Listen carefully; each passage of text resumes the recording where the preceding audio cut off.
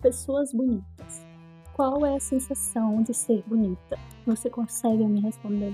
Eu, desde pequena, tive essa curiosidade, porque eu sempre ouvi que eu era feia. Eu não sou a pessoa mais bonita até hoje, né? Mas, ainda assim, quando você ouve muito isso, você começa a acreditar que isso é real. E você começa a ter a sensação de que você nunca vai chegar aos pés de qualquer outra pessoa.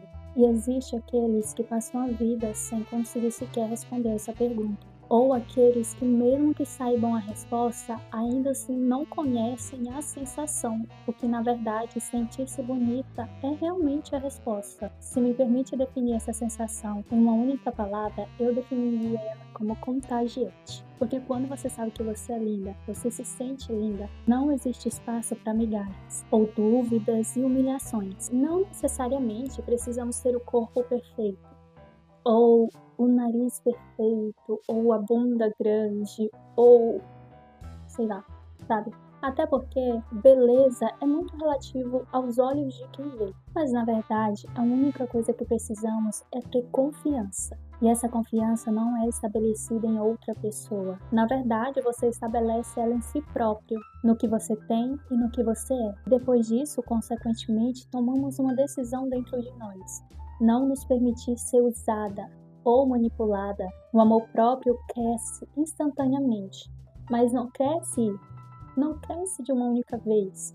E não chega ao seu estopim, até porque cresce todos os dias mais quando nos olhamos no espelho, quando não nos permitimos vivenciar situações constrangedoras ou humilhantes. E mesmo que você não perceba ou que você não saiba, o amor próprio ele salva. Ele te salva de momentos que poderiam virar trauma, ou de situações que poderiam te bloquear futuramente. E mesmo que você tivesse autoconfiança, que você fosse bonito, ou belo, ou estonteante, ainda assim, nada te livraria de um possível posto. O posto em que outras pessoas te usariam. E para eles você seria apenas mais um corpo descartável. Mas naquele momento crucial e decisivo, a pessoa vai te provar exatamente o contrário. Que tudo que ela fez foi simplesmente para te manusear da forma que ela quisesse. Existem aquelas palavras doces que, na verdade, vêm disfarçada. Junto com ela vem aquele carinho e respeito, mas não existe. O que existe mesmo é o quão manipulável você é. Tudo isso que eu falei, eu já estive lá. E falar de amor próprio hoje para mim é algo novo. É uma sensação que me traz tanta alegria que eu só queria que as outras pessoas sentissem a mesma coisa. Mas não é fácil fazer com que outra pessoa sinta, porque ela passa por situações diferentes. As coisas que a machucam estão distantes das minhas. E não só isso. Eu não sou capaz de mudar as coisas que acontecem comigo ou prever. Então, como eu poderia ajudar outra pessoa? Há 1 ano e meio, eu já estive no posicionamento em que eu jogava o meu corpo, me questionava porque eu não conseguia, sabe? Porque eu não conseguia emagrecer. Eu tenho sérias dificuldades de emagrecer. Isso porque muitas coisas interferem no nosso intestino. Outra coisa é as calorias, ou quão lento é o seu intestino. Mesmo que eu ficasse muito magra, porque às vezes eu passava dias sem comer, comendo apenas coisas que não tinham nutriente para mim, e sempre comendo em mínima quantidade e passando mal durante esse tempo todo, mesmo que ainda assim eu emagrecesse bastante, eu sempre teria aquela barriguinha que me incomodava. Eu chegava a ficar com os ossos bem à vista, mas ainda assim aquela barriguinha me deixava triste. O meu reflexo me incomodava, e me incomodava mais ainda achar poses ou, sei lá, ângulos que me favorecessem e me deixasse mais gostosa aos olhos de quem visse aquela foto. Mas eu posso dizer que o que me fez me amar mais, o que me fez entender o meu corpo e me entender também, foi começar a aderir informações de pessoas de corpos imperfeitos, consumir conteúdos de pessoas que não são chapadas. Não que hoje eu não tenha vontade de fazer, tem algumas coisas que se eu pudesse eu melhorava.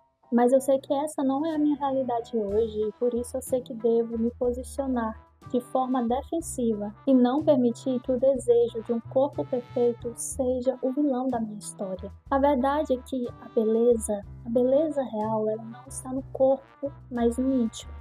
O externo, ele apenas agrega no que já somos, no que vivemos e no que seremos. E ao consumir esse tipo de conteúdo de pessoas autênticas que se amam, independente de como são seus corpos, é algo maravilhoso, porque você observa a cada vídeo o olhar dela, como elas se olham, como elas se admiram.